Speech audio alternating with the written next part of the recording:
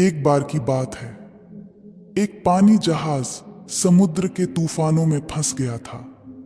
पानी जहाज और उसके सभी यात्री डूब गए, केवल एक को छोड़कर। ईश्वर की कृपा से वह बच गया और तैरते तैरते छोटे से टापू में पहुंच गया। वहां वह ईश्वर से प्रार्थना करने लगा, हे ईश्वर, कोई मुझे यहां बचाने के लिए आ जाए। पूरा दिन गुजर गया, पर कोई उसे बचाने के लिए नहीं आया।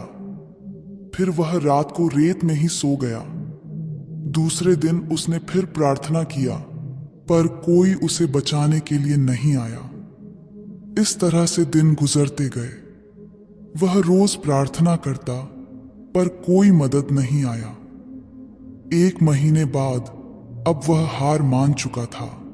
उसने सारी उम्मीदें खो दी थीं और टापू में लकड़ी का झोपड़ा बनाकर रहने लगा। वह नारियल का पानी पीता, जंगल के फल खाता और मछलियों का शिकार कर खाता था। एक दिन वह मछली पकाने के लिए चूल्हा जलाया, तब लकड़ियां खत्म हो गईं। वह लकड़ियां लेने के लिए बाहर गया और जब वह लौटकर आया तो उसके झोपड़े में आग लग चुकी थी। यह देख वह बहुत उदास हुआ और ईश्वर को कोसने लगा। उसने कहा, ईश्वर, आप बहुत निर्दयी हो।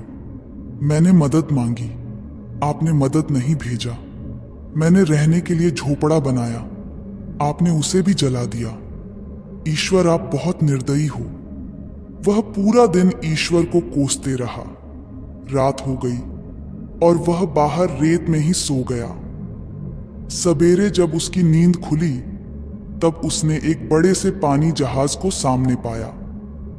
उसे अपनी आंखों पर भरोसा नहीं हो रहा था कि कोई उसे बचाने के लिए आ गया है। वह पानी जहाज में चढ़ा और पानी जहाज चलने लगा। उत्सुकतावश उसने जहाज के कैप्टन से पूछा, आपको कैसे पता चला कि इस सुनसान टापू पर मैं फंसा हुआ हूं? कैप्टन ने कहा, कल आपने ही तो फायर सिग्नल भेजा था। इस पर उस आदमी ने कहा, पर मैंने तो कोई फायर सिग्नल नहीं भेजा था। फिर उसे अपने जलते हुए झोपड़े की याद आई और वह समझ गया। कैप्टन ने उसके जलते हुए झोपड़े को फायर सिग्नल समझ लिया है।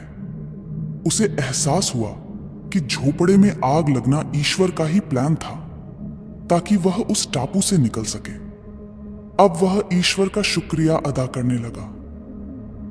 दोस्तों, हम अपने सीमित बुद्धि से दुनिया को देखते हैं और ईश्वर के प्लान को समझ नहीं पाते हैं। जब भी बुरा वक्त आता है, हम ईश्वर को कोसने लगते हैं, जबकि हमें ईश्वर पर विश्वास रखकर अपने कर्म करते रहना चाहिए। जब भी बुरा वक्त आए तो हमेशा याद रखना, इसमें भी ईश्वर ने आपके लिए कुछ बेहतर सोच रखा है, जो सही समय आने पर आपको पता चलेगा।